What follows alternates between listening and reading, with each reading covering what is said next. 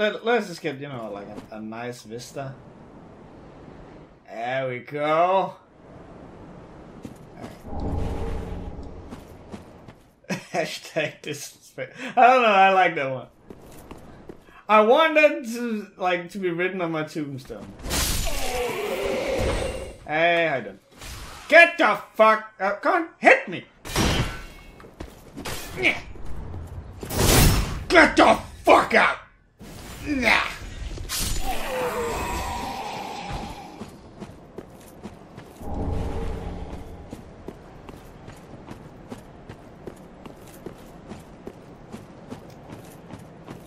I wish there was a way for me to remove my helmet, you know, without it actually taking my armor down. Feel like coop? We can coop later. But I only want to do it like with the bosses, if that's okay.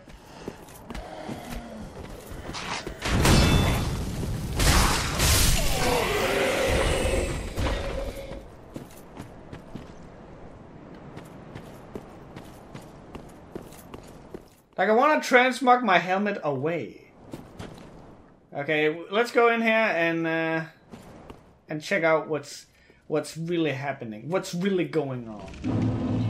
I actually think like the co-op thing will be good because I don't grind, which has come and bit my ass several times. So maybe that'll be good. Hi. Another one roused from the sleep of death. Well, you're not alone. We unkindled are worthless. Can't even die right. Gives me conniptions. And they'd have us seek the Lords of Cinder and return them to their moulding thrones. But we're talking true legends with the metal to link the fire. We're not fit to lick their boots. Don't you think? Okay. This is the Firelink Shrine. There's obviously 5 thrones for 5 Lords of Cinder, and each throne is fitting to its lord. Eldritch is covered in a top for his gunky oozy shit. Yorms is massive, the Abyss Vultures has all the swords, and Lothrix is huge and ornate befitting royalty. It's worth noting that Ludlif's throne doesn't fit him. It's way too small. Ludlif knows a lot more than he lets on. He has insight into almost everything. We know he's incredibly old and he might be a pygmy. But there's another counter theory to this. We see from his dialogue 2 important things. Firstly, he's kind of a pushover. He'll tell you to go about your own way, like how he's proud to be a Lord of Cinder. Even more so, if what you do is bad shit, he tells you to own it, and he won't have any part of it, without trying to stop you. We also know he covered and was afraid to become a lord, but he did it anyway. It's not clear if he was forced into it or not, but now he's here, he's facing it like a pro. You can also note he has no legs, and there's blood on his front. Let's go up and say hi to Ludlif. Waifu, I love you. Okay. Ludlif.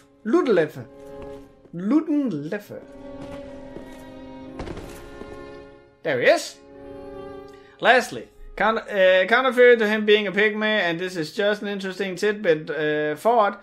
If you kill him, he drops a skull ring, and the ring talks about how he fought on old soul-devouring monsters. In the Souls universe, having excess souls makes you physically huge. Could it be that the monster drained all his souls and so now he's tiny? It's unlikely, but it's a thought. The guy we met down there is Hawkwood. Hawkwood is a coward and a deserter who was once a member of the Abyss Watchers, the Undead Legion. He pussied out and bailed. Hawkwood is, like you, unkindled, one of the very few. Hawkwood will prove himself to be interesting later for all the wrong reasons. And then we have Waifu, the Shrine Handmaiden. Not a lot about her, other than she could very well be an old retired firekeeper. Welcome to the bonfire, unkindled one. I'm a firekeeper. As for how the graphic design class is going, it's going great. We've actually just handed in our first big assignment. And on Thursday, we will be going up and doing a presentation about it. Where we have to do it in 7 minutes. And then there will be an hour afterwards where we have to, reflect on the whole thing. It's fucking weird. Darkness within me. Oh, I will suck on my fingers and get them kind of warm, and then I will touch all the darkness. What were we talking about? Okay, so vigor, endurance, and buff that strength up. Grapple everything.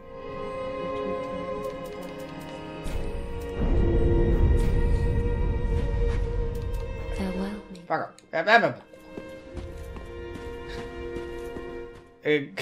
Pro tip, listen to him as he sleeps. That's not some creeper advice, I swear. Are you sure? Asking us to seek the Lords of Cinder and return them to their moulding thrones. We're talking true legends, those who would link the fire. Are you still on about that shit? Okay, fuck you then. Time to meet my homeboy. This the old cunt.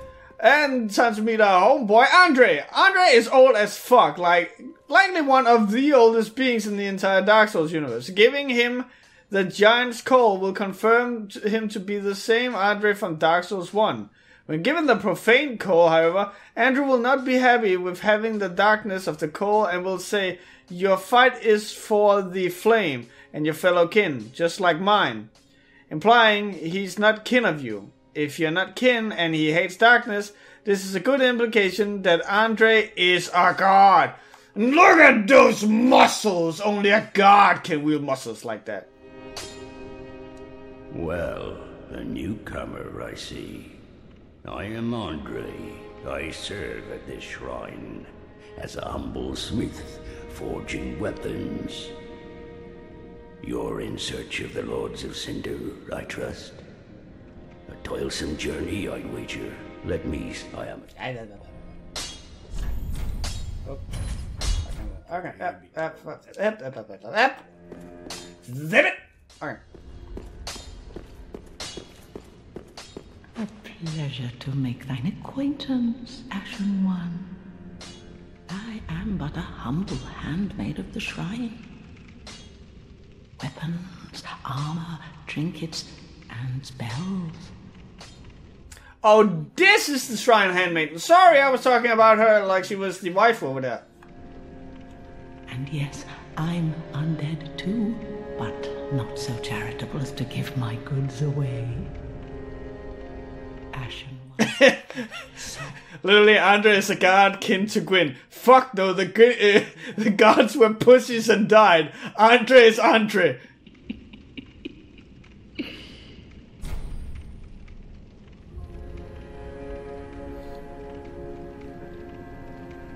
Yeah, Drika, I think I'm very much the same with Final Fantasy. Ashen One, be sure to bring more souls. But I hope if I can, with this LP, convince you that this game is at least good, not necessarily the best, even though I think it's one of the best Western... No, wait, it is one of the best Western RPGs out there, is my personal thought. And if I can at least convince you that this is a good game series with this LP, then I've done my job.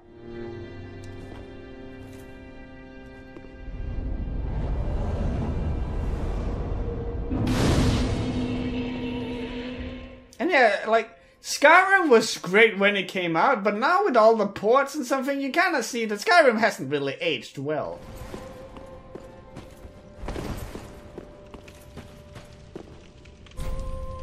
Holy King Lothric, last hope of his line. That's gonna come about you in the ass. What else is there to do here?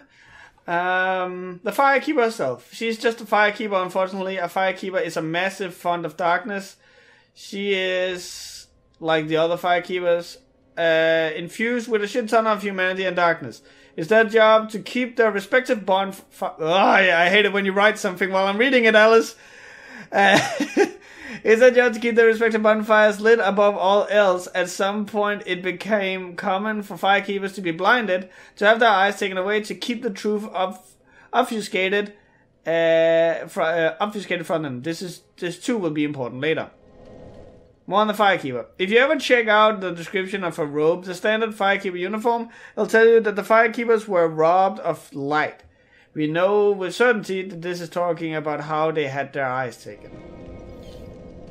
Yeah, Morrowind was much better, I agree.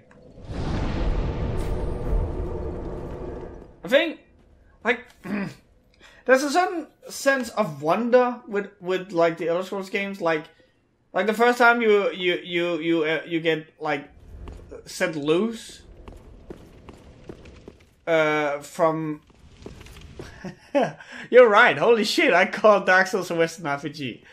Do you ever, but I won't call this a JRPG. JRPG to me is like Final Fantasy, Persona, and even to an extent Yakuza. Yeah, I don't really know what to do with this. Western-inspired Japanese role-playing game. There we go. Fuck it. Add as move as many goalposts as you possibly can.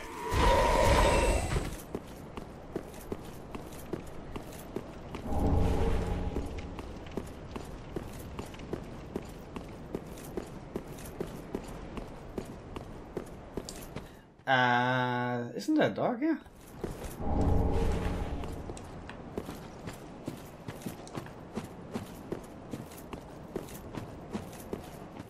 But yeah, like there was a thing in Morrowind where you leave the boat, you go into the office thing, and you and then you just walk around, and it's like, really? I can travel everywhere? And I adored like the thing where it had like the what do I call it? The silt striders or whatever the fuck, where it would kind of, you know, have this internal system where, oh, the silt strider from this location only goes here and here. So you would kind of like have to, oh, I will take the silt strider to we're not fighting you yet. We will take the silt strider to Balmora, and then from Balmora we will do I don't recall what.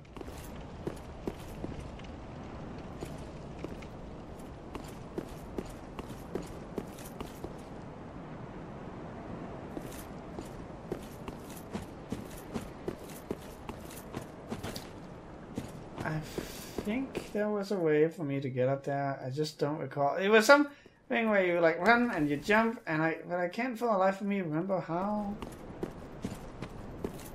How was it? There was somewhere over the rainbow.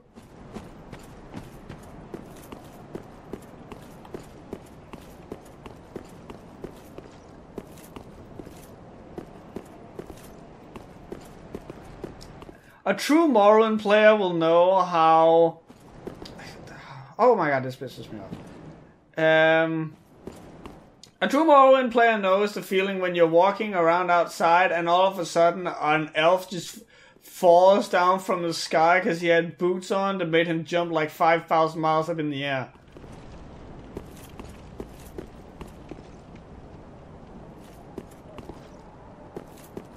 Where you're going, you don't need eyes to see. I'm not fighting you, bro. I just wanted to check up here. I'm sorry.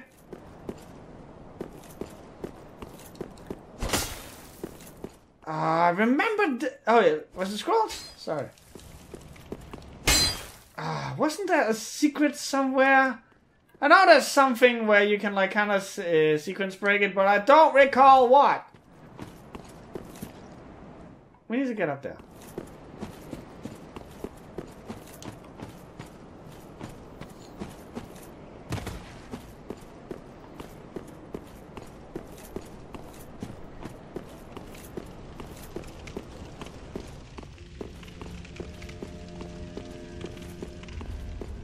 The Swordmaster, the guy with the katana, the Swordmaster is notable in that his story is a massive contradiction of itself and makes absolutely no sense. If anyone can figure that out, you're smarter than Alice. You can explain how it's implied he's looking for something, but later on you'll find him when he has the thing in the future. But at the same point, it's implied you were the one who took it from him in the past, so it makes no sense. There's some interesting stuff in the chamber behind the Swordmaster, but you can't get in there yet. You need to buy the 20k key. Okay. It's locked. Here it is! How the hell is it you do this? Do you run up the tree and do it now? And you run up the tree and you... No. And you... This is my LP now. This is just me, like, running up a tree and then, like... And you run up a tree and...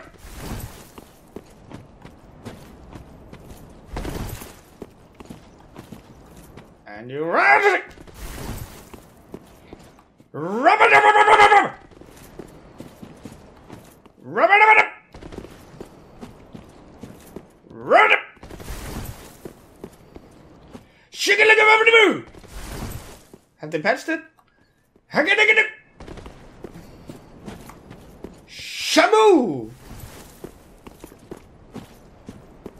Shally-billa-bop-bacon! Ah, there we go. All according to Keikaku.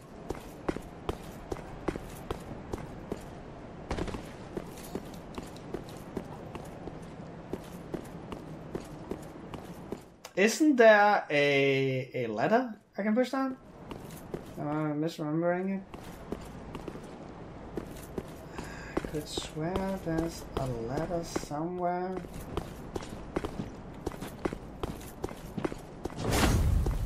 Wow! Calm down, dude!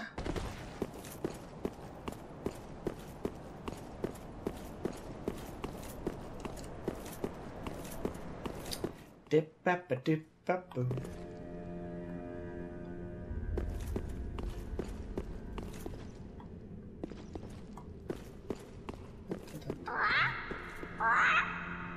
I will give you Silky.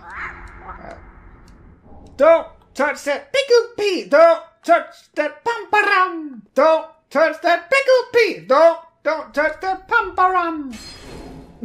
I fucking love that. I think I listened to that for like 20 minutes straight. Like unironically.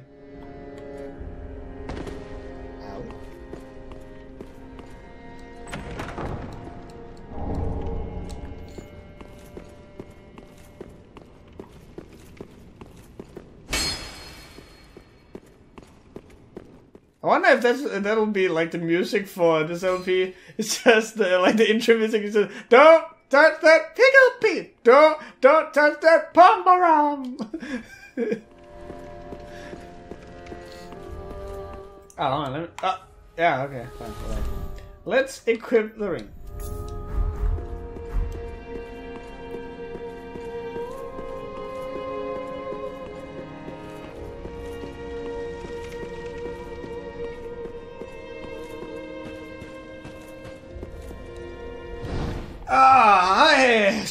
Firekeeper, I've been on some weird shit. Oh, but... Oh, that's right. What's happened to you? Produce the mark. I've done it! Then take... And by the way... Riiser having a girls' night out. You know it.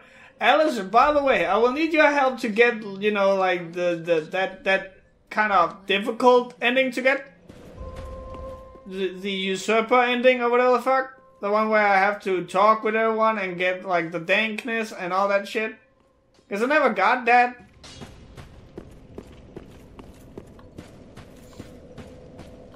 What the fuck?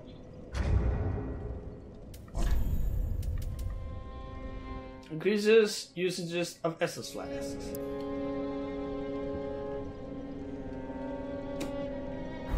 Oh, the blacksmith.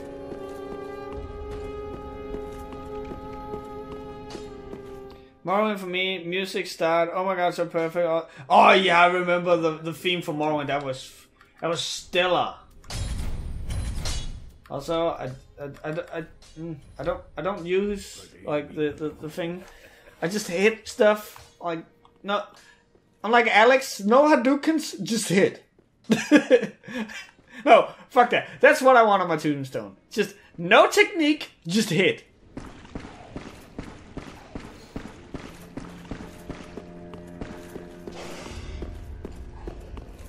I do like the one true problem I have with the Elder Scrolls series is that the Lusty Argonian is not really that hard.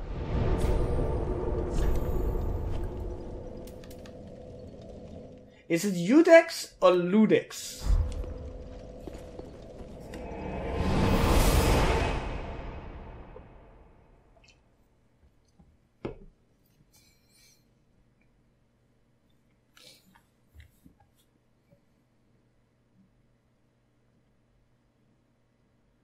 I'm like I'm straight up thinking of having like that "Don't touch that pickle," like as the intro song to this Let's Play. Hi, sword in the fucking. Okay. Somebody wants to. Okay. High wall of Luthric. Look at that. Look at that. Look at that. Look at that. It's so pretty. Don't touch that pickle. Welcome to the High Wall of Lothric. There's not a lot to see here, but it's worth noting that Wervins and the people are all decaying, not rotting or anything. Just crumbling like old ash. The tree people aren't quite explained, but it just seems to be basic entropy, like how plants will eventually take over an abandoned city. For the kingdom of Lothric itself, we'll be coming back here later, but for now we're only passing through. We'll be saying sub-nerd to a bunch of knights too, who's notable of themselves. And these are the tree people in question. Look at them. Look like they're having a great old time. They also all seem to be pointing towards the castle. This is just me. This is not something else pointing out. This is just me. So don't take that as anything of any value. It's just Riiser being a dumbass. Ho!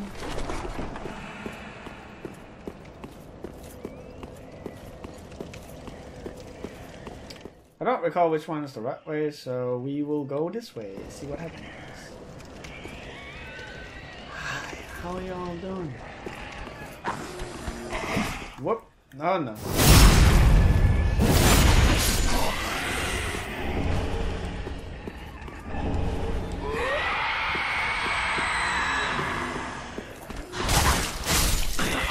Oh wait. You did a thing, didn't you?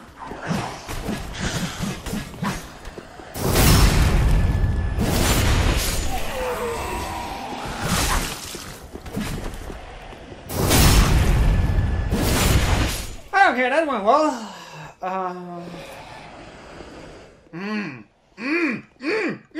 Yeah! Okay. I missed Dark Souls 1, where you could just, like, do the cartwheel. You could, like, hook your foot under a corpse, and you could, like, catapult them the fuck away.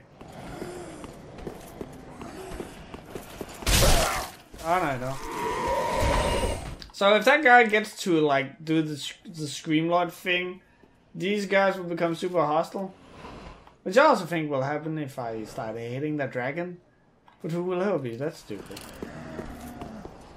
The Knights of Lothric are considered to be one of the 3 pillars of Lothric rule. The Lothric Knights are noted to by... Oh, hi, buddy! Can't do something important. The Lothric Knights are noted by their red or blue uniforms. Red for regular soldiers, blue for royal guards, and heraldry of Wervins. It's said that a long time ago, the Lothric Knights were proficient dragon hunters, using lightning enchanted swords, crossbows, and lightning urn bombs, At some point in time, they instead began to tame the dragons and rode them into battle against their enemies. The Lothric Knights also worship the sun and uphold the old ways of the Sunlight Warriors. They are the most incandescent people. Alright, let's see. I remember this dragon not being totally dead.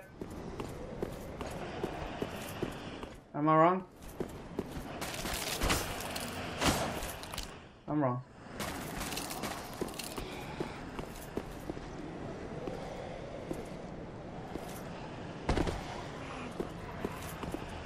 Something else. Don't touch that.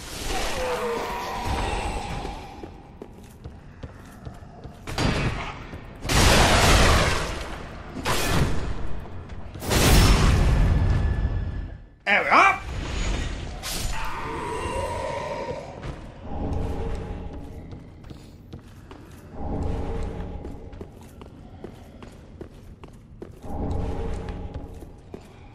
I wish I remember how to, like, play this game well. Right now I'm just bumblefucking my way around. It's been a minute. It's been a hot minute. It's been a long time since I left you without another beat to step to. Whoa, it's like...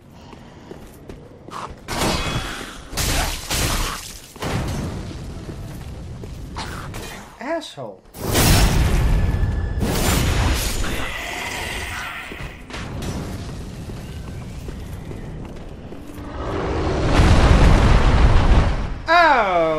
Okay. I'd forgotten all about you.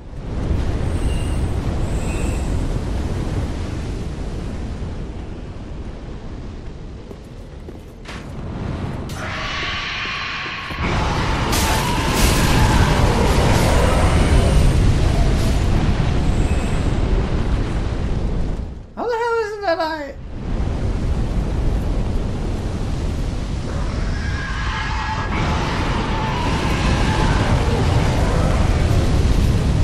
And running. I